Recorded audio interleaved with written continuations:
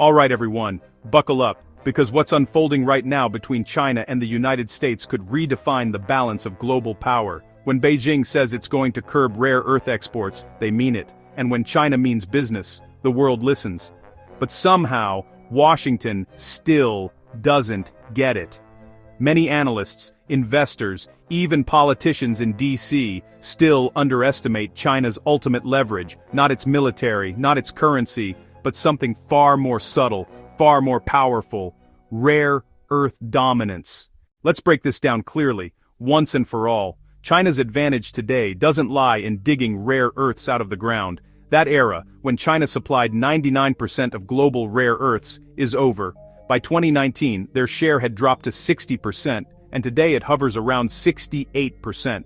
Countries like the United States, Australia, and even Thailand are producing their own rare earth minerals now. So, what's the problem? It's not about who mines them, it's about who refines them. Here's the catch: even if you've got tons of rare earths in your soil, you can't use them unless they're refined, a process that's dirty, expensive, and incredibly complex. And in 2025, trying to build a rare earth refining plant outside China is practically impossible. Why? Because the economics don't make sense. Not unless you're China. Western nations have strict environmental laws, sky-high energy costs, and no industrial ecosystem to support this scale of production. That's why over 90% of all rare earth refining happens in mainland China. Take Australia's Lynas Corporation for example. They're trying to build a refining facility in Texas, but the costs are astronomical. They can't move forward until they lock in offtake agreements, basically guaranteed buyers, before they even start refining. But here's the kicker. Why would any American company buy refined rare earths made in the US when importing them from China is far cheaper? This is where Trump's tariff trap comes into play, a trap partly engineered by China, but mostly designed by America's own economic arrogance. Trump has always believed tariffs give America power. He says, "We are in a very strong position because of tariffs. We've made hundreds of billions of dollars not only from China, but from others." But that illusion is starting to crack, because now, China is squeezing back, hard. Rare earth exports have already dropped from 7,300 tons to 6,500 tons in a single month. And guess who took the hit? The United States. It's a warning shot, a clear message before any diplomatic meeting even happens. Beijing isn't bluffing anymore. They're tightening the valve, slowly, methodically, and letting Washington feel the pressure. Meanwhile, US officials like Scott Bessent are furious, accusing China of breaking down global trade. But let's be honest. The moment Trump launched the trade war, he was the one who shattered the system first. Here's the reality: if China ramps up its restrictions even further, the US supply chain could implode. Every sector, from smartphones to electric vehicles, would face higher costs or even total shutdowns. Imagine this: iPhones made in America? That dream dies overnight. Affordable electric cars? Gone. And the green energy transition? Forget it. Because China controls 80 to 95% of the world's supply of critical rare earth oxides, like cerium, neodymium, and samarium. Cut those off and batteries, catalysts, magnets, turbines, and electronics all come to a screeching halt.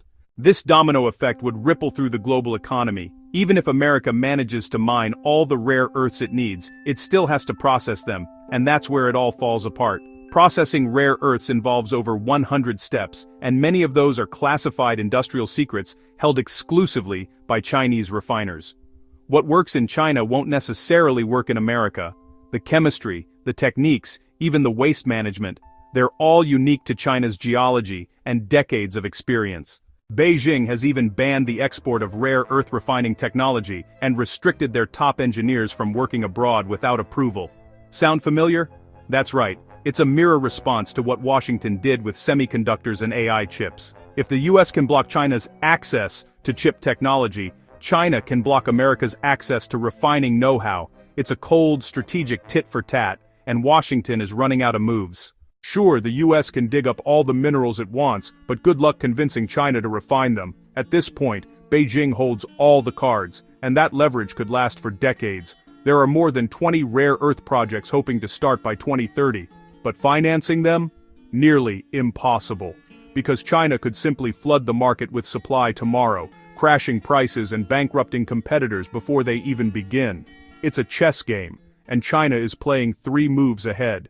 In response, the Trump administration is panicking. buying equity stakes in mining projects and throwing around subsidies. But let's be honest, this is damage control, not strategy. It all boils down to one brutal question. How much debt can Washington take on to rebuild supply chains with no guarantee of success? Because make no mistake, Beijing isn't going to make this easy. They'll lay traps, cut prices, and squeeze markets whenever they choose. Meanwhile, US tech giants are feeling the heat. Look at Nvidia, once dominating China's AI chip market, now completely shut out. Jensen Huang himself said it bluntly. We went from 95% market share in China to 0%. I can't imagine any policymaker thinking that's a good idea.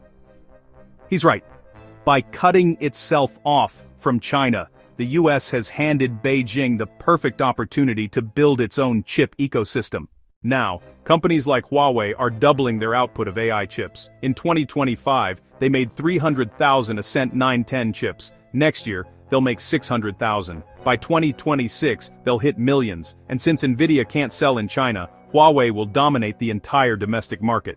All the R&D money will stay in China, fueling innovation, scale, and technological self-reliance. It's the exact opposite of what Washington wanted.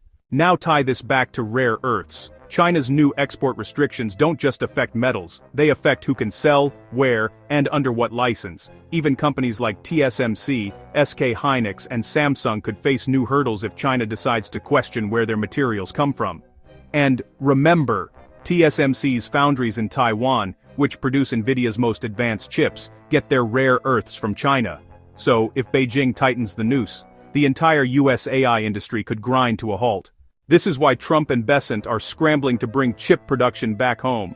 But time is running out. China can always escalate the pain, and the more tariffs Washington imposes, the more leverage Beijing gains. The trade war has officially flipped, the hunter has become the hunted. And now comes the strangest twist yet. Besant has confirmed the unthinkable. The US government is planning to set price floors across key industries. Basically, government-controlled pricing to counter China. Wait a second. Isn't that the exact opposite of free market capitalism? Yes, you heard that right. The self-proclaimed defenders of the free market are now experimenting with industrial socialism.